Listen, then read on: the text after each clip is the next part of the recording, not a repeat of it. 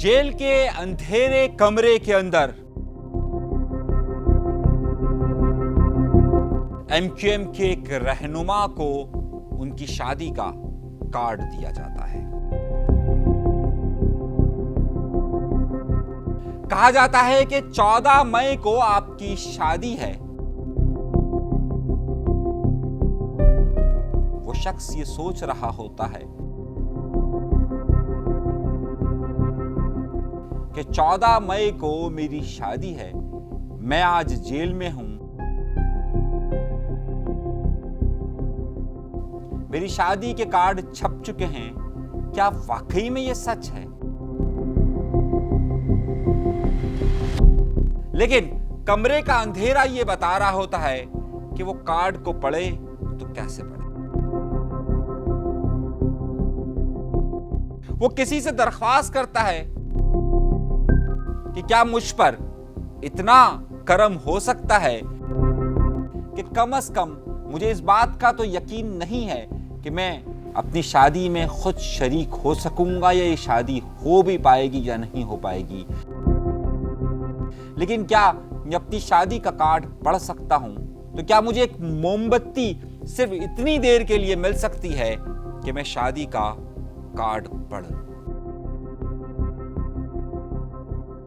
Jail में मौजूद उस शख्स को ना जाने क्या रहम आता है और वो एमक्यूएम के उस रहनुमा को जाकर वो एक मोमबत्ती देता है और कहता है फौरन जल्दी वापस करो, इससे पहले कि ये पिघल जाए। वो शख्स उस कार्ड को देखता है, वाकई में ये उसी शख्स की शादी का कार्ड होता है। कौन है ये एमक्यूएम का रहनुमा और क्या वाकई में फिर उनकी 14 मई को ही शादी हो पाती है या नहीं हो पाती? आज मैं आपको एक ऐसे शख्स की एक ऐसी कहानी बताने वाला हूं जिसने जेल में वक्त गुजारा, जिसने सौबतें बर्दाश्त की, जिस पर हर तरह का जुल्म हुआ, कभी एक जेल से दूसरी जेल, कभी एक थाने से दूसरे थाने, कभी एक शहर से दूसरे शहर, कभी एक काल कोठरी से बंद वार्ड। किस किस की अदालत में वो हाजिर नहीं हुआ? पुलिस के कौन कौन से महकमे ऐसे हैं जो उससे बचे हुए? लेकिन कमाल ये होगा कि अगर आप प्रोग्राम को इख्तिताम तक जरूर देखिएगा और उससे पहले आप ये सिर्फ गैस कर नाम बता सकें नीचे कमेंट्स में वो शख्स कौन है।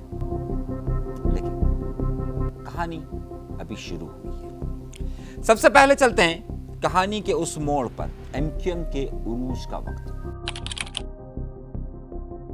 और खास तौर पर एमक्यूएम के उस उरूज का वक्त जब 1988 और 1990 की बात कर रहा हूं, जब एमक्यूएम अब किसी भी तरह से टूटी नहीं थी, यानी उनके फ्रिक्शंस नहीं हुए थे। कुछ लोगों का ख्याल है कि एमक्यूएम पर ऑपरेशन का सिलसिला 1992 से शुरू हुआ, मगर इस बात से बहुत कम लोग बाखबर होंगे और खास तौर पे नई जनरेशन शायद ही वाकिफ हो कि एमक्यूएम के बनने के साथ ही उन पर एक ऑपरेशन का सिलसिला शुरू हो चुका था।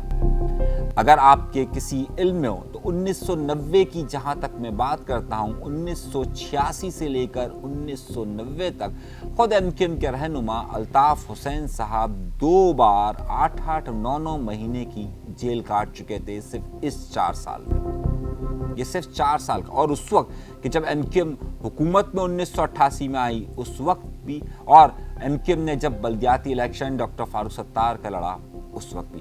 तो एमक्यूएम पर ऑपरेशन का मामला उसके कयाम से ही जारी था और उनके कारकुनान की गिरफ्तारी का सिलसिला भी उसी तरह जारी था। ऐसे में एक जगह पर एक झगड़ा होता है। मोहल्ले का आपस का झगड़ा किसी तौर पर लिसानी झगड़ा बनने की शक्ल इख्तियार कर रहा होता है। एक दूसरे के महलों पर हमले किए जा रहे होते हैं और मामला यह होता है कि इस हमलों का जिम्मेदार एमक्यूएम इस वाकयात को रोकने की कोशिश भी करती है, तो उनके ही जिम्मेदारान पर एफआईआर दर्ज हो जाती है। ऐसा ही कुछ वाकया अप्रैल 1990 के अंदर मीरपुर खास के इलाके के अंदर हुआ। कोट गुलाम मोहम्मद का यह किस्सा है और हैरतअंगेज तौर पर उस वक्त जो एमक्यूएम के रहनुमा, इलाकाई रहनुमा थे, उनके वालिद को गिरफ्तार कर लिया जाता है। एमक्यूएम के रहनुमा के वालिद को गिरफ्तार किया जाता है और साथ ही उनके फुप्पीजाद भाइयों को भी गिरफ्तार कर लिया जाता है।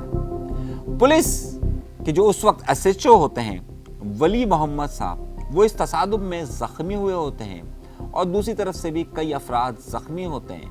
वली मोहम्मद साहब एमक्यूएम के रहनुमा के वालिद को प्रेशराइज करते हैं कि मुझे हर सूरत में तुम्हारा बेटा चाहिए और अपने घर वालों से कहो कि हर सूरत में इसे लेकर आए। उस वक्त उस इलाके के एमक्यूएम के एमपीए फकीर साहब होते हैं। एमक्यूएम के एमपीए उस शख्स को तलाश करते हैं और तलाश कर उसको बताते हैं कि तुम्हारे वालिद को गिरफ्तार कर लिया गया है, लेकिन अगर तुम जाओगे वहां गिरफ्तारी दोगे तो उसके बाद तुम पर तशद्दुद हो सकता है, तुम्हें निशाना बनाया जा सकता है, तो तुम गिरफ्तारी मत दो। मगर वो शख्स कहता है कि अगर मैंने गिरफ्तारी नहीं दी तो मेरे वालिद इस उम्र में क्या हालात देखेंगे। और उसे कहा जाता है मत जाओ, क्योंकि अप्रैल का महीना है, मई में तुम्हारी शादी तय है, तारीख हो चुकी है और 14 मई को तुम्हारी तारीख है। तुम जाओगे तुम्हें गिरफ्तार कर लिया जाएगा और मालूम नहीं कि तुम्हारी रिहाई मुमकिन हो सकेगी या नहीं हो सकेगी, क्योंकि उस वक्त एमक्यूएम अपोजिशन की तरफ बढ़ रही थी, तहरीक अदम एतमाद आ चुकी थी। मगर वो शख्स कहता है मैं अपने बाप को अकेला नहीं छोड़ सकता। वो खुद फकीर मोहम्मद साहब एमक्यूएम के एमपीए के साथ जाता है और वहां पर गिरफ्तारी दे देता है। जाहिर सी बात है, इल्जामात बड़े संगीन होते हैं। उनके वालिद को 24 घंटों के बाद छोड़ा जाता है, उनके फुप्पीजाद भाइयों को छोड़ा जाता है, लेकिन इस शख्स को गिरफ्तार कर अगले दिन अदालत में पेश किया जाता है। थाने में इंतहाई नारवा सलूक के साथ रखा जाता है और फिर इन्हें जेल में भेज दिया जाता है।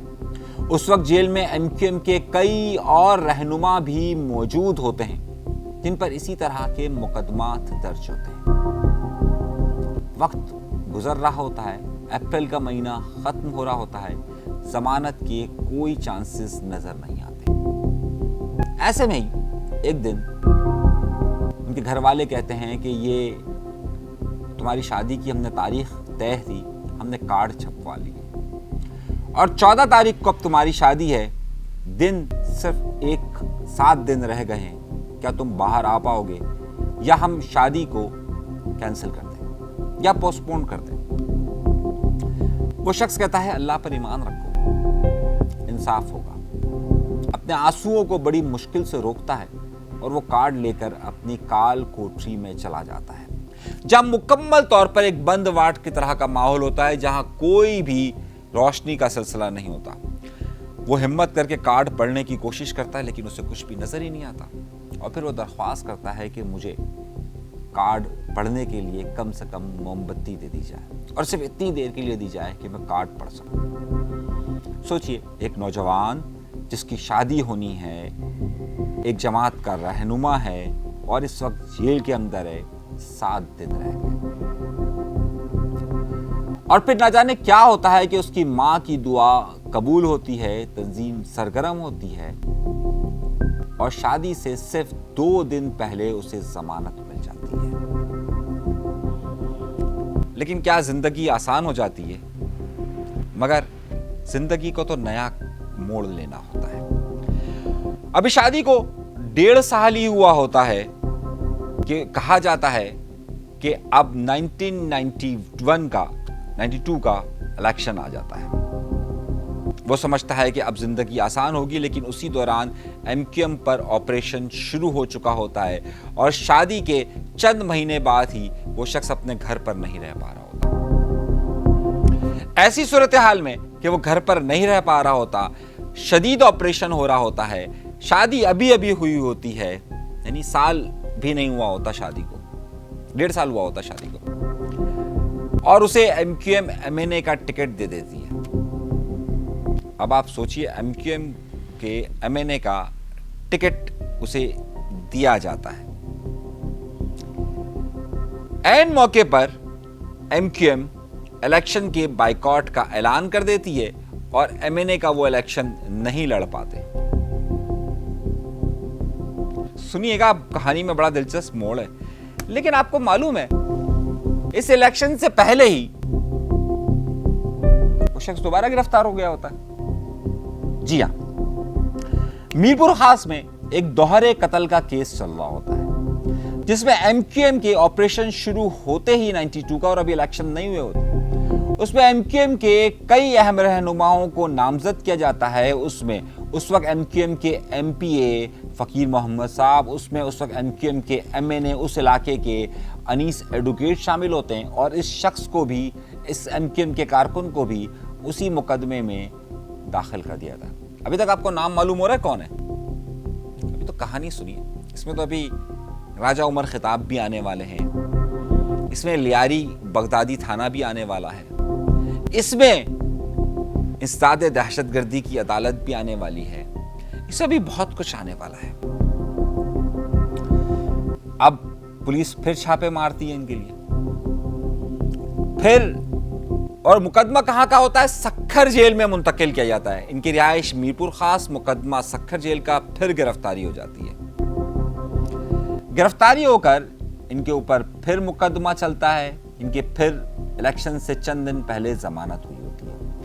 اب الیکشن والے دن ظاہر MQM نے بائیکاٹ کیا ہوتا ہے، ان کو MNA کا ٹکٹ دیا ہوتا ہے، یہ الیکشن نہیں لڑ پاتے تو ظاہر MNA نہیں ہوئے۔ اگلے دن MQM صوبائی اسمبلی کے الیکشن کا اعلان کرتی ہے اور صوبائی الیکشن میں MQM وہ سیٹ جیت جاتی ہے۔ لیکن ان کی مشکل آسان نہیں ہوئی ہوتی، کیونکہ نہ یہ MPA بن پاتے ہیں نہ MNA بن پاتے ہیں، مشکل تو بڑھ جاتی اور کیسز پہ کیسز لگے ہوئے ہوتے ہیں۔ اب معاملہ یہ ہوتا ہے کہ بینظیر بھٹو صاحبہ کی حکومت آتی ہے، اور اب وہ انسداد دہشت گردی کا ایکٹ قائم کرتی ہے، اور اسی کے تحت انسداد دہشت گردی کی عدالت قائم ہوتی ہے، اور ان کا مقدمہ حیدرآباد کی اسپیشل انسداد دہشت گردی کی عدالت میں چلا جاتا ہے۔ اور ہر پیر والے دن، یعنی کہ اسپیڈی ٹرائل کا کیس ہوتا ہے، اور ہر پیر کو انہیں اس مقدمے میں جانا لازمی ہوتا ہے۔ پھر یہ مقدمہ حیدرآباد جیل میں شفٹ ہو جاتا ہے، اور پھر وہاں مقدمات کا سلسلہ شروع ہو جاتا ہے۔ 93 میں پاکستان پیپلز پارٹی کی حکومت سے لے کر 97 تک، جب تک ان کی حکومت رہی، تب تک یہ شخص گھر نہیں رہ سکا۔ کبھی گھر آتا تو چھپ چھپا کر آتا، بڑی مشکل سے معاملات چل رہے تھے۔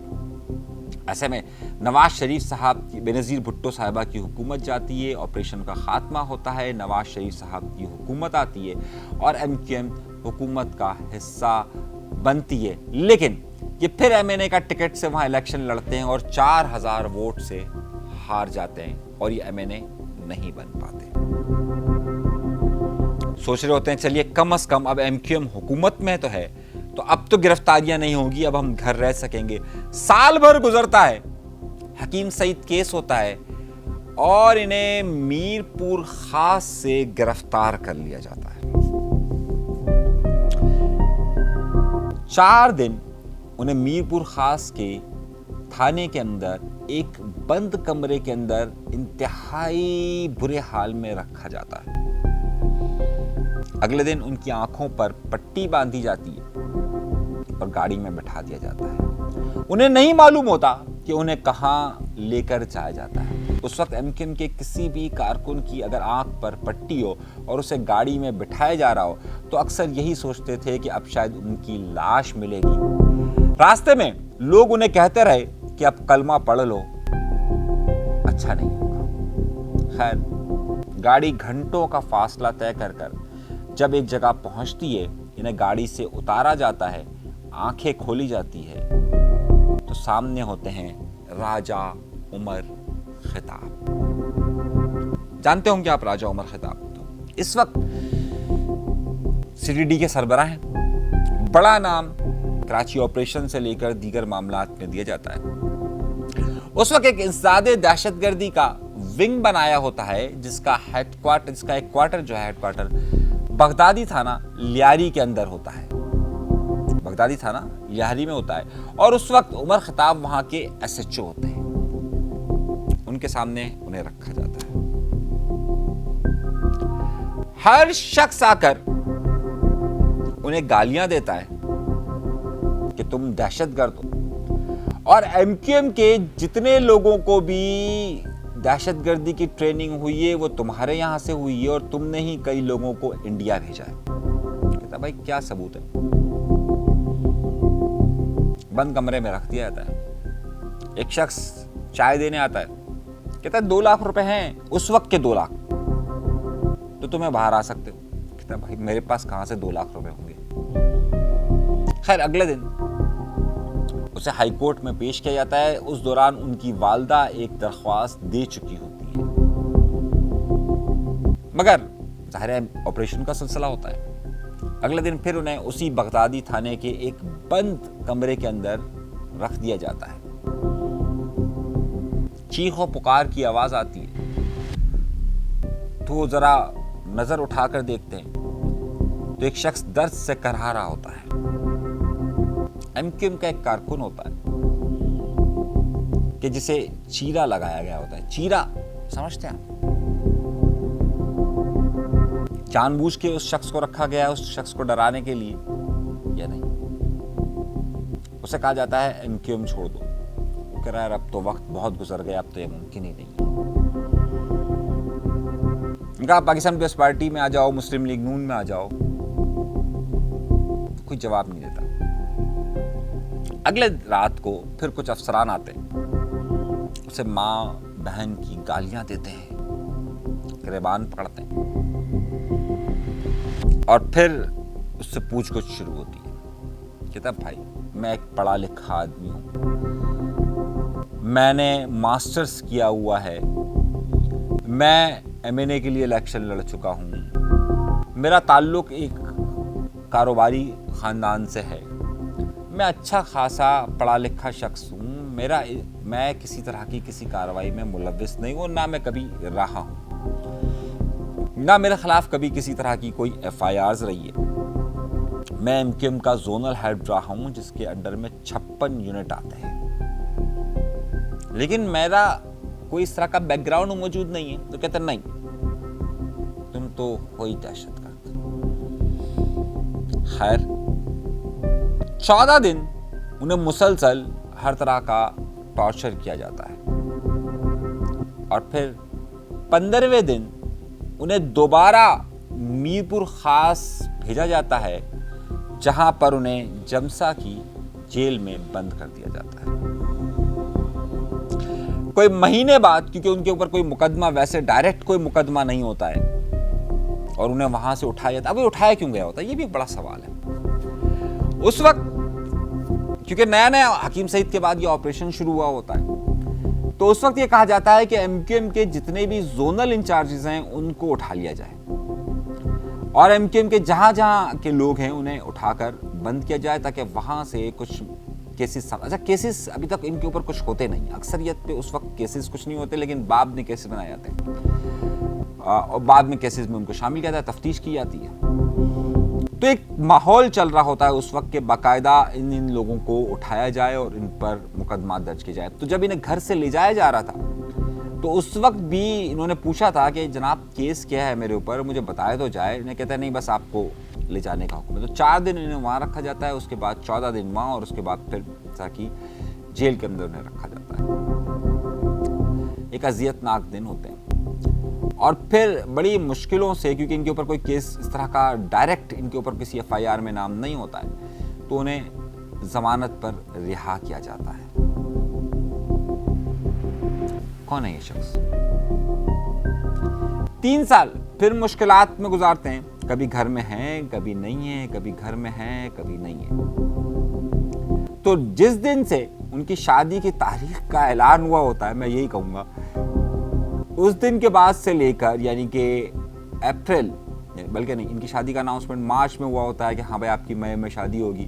اچھا اپریل کیونکہ رمضان کا مہینہ تھا ان دنوں میں، اور یہ کہا کہتا ہے کہ مئی میں ان کی شادی عید کے بعد ہوگی. تو ظاہر عموماً ہمارے یہاں پر لوگ شادی کے دن عید کے بعد رکھتے ہیں, تو ان کی تاریخ بھی پہلے طے ہو گئی تھی اور کہا تھا کہ عید کے بعد شادی ہوگی. تو وہ رمضان سے لے کر 90 سے لے کر 2002 تک اپنی زندگی کے بہترین جوانی کے ساتھ یا تو انہوں نے جیل میں گزارے یا باہر گزارے. باہر سے مراد گھر سے باہر گزارے. اور قریباً کوئی 13-14 سال یہ مسلسل اسی آزمائش میں رہے. اس کے بعد 2002 کا الیکشن ہوتا ہے اور MQM حکومت کا حصہ بن جاتا ہے. کون ہے یہ شخص؟